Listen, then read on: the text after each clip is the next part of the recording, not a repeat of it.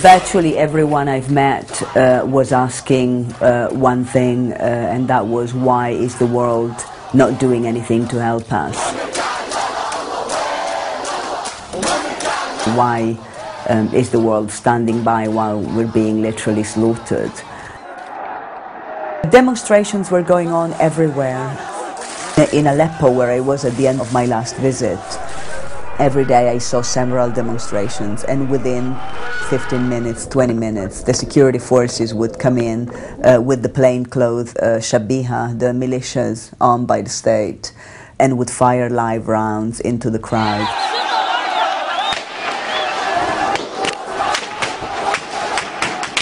Every day I saw people being killed and injured.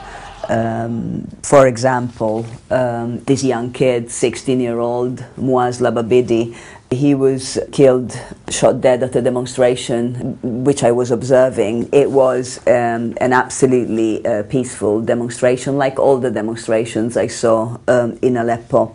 On the same day, this 13-year-old Amir was also shot dead. He was just standing in the street watching the demonstration, and this is what I saw every time.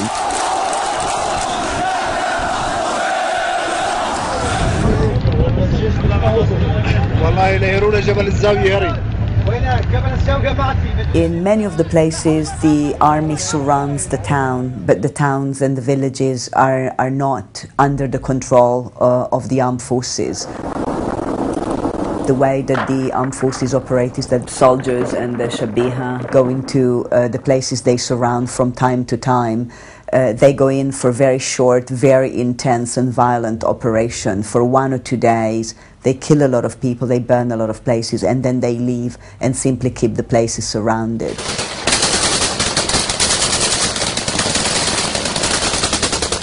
In some places they target specifically houses of activists. In other villages they burn between 200 and 600 houses in a single village or in a single town.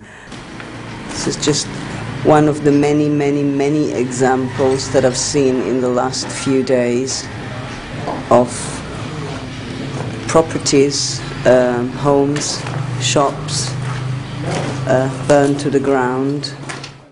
As well as the large number of people who were extrajudicially executed, civilians who were taken out of their homes, in some cases the security forces, the soldiers, carried out acts of absolutely gratuitous violence, such as setting the bodies on fire. For example, this woman told me about her 3 sons.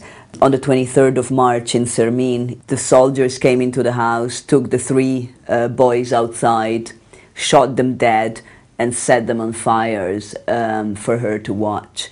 In Taftanaz, in one particular town, more than 19 members of one single family were killed. In one place, 9 were shot dead. In a room where I found bullet holes. It was really very much a repetition of the same atrocities, and quite clearly this kind of particularly heinous crimes seem to have been intended to intimidate the communities. People were very scared, but at the same time they also desperately wanted the outside world to know. While many people were asking for me not to mention their names or not to take their photos, people wanted to speak, people wanted to say what had happened to them, and they wanted the world to know. The atrocities were on such a scale, they were so systematic, that it cannot possibly be just the sort of actions of a few rogue elements within the security forces. This is clearly a policy of brutal repressions aimed at punishing people for supporting the opposition and intimidating them into submission. The international community, for well over a year since the Syria uprising began, has failed spectacularly to do anything to bring relief to the population, which is continually to be targeted. What we need to see is a UN force with a mandate to monitor and investigate human rights that would send a clear message to those who are responsible for committing such atrocities, that they will not be able to benefit from impunity forever. And similarly, the UN Security Council should refer the situation in Syria to the International Criminal Court.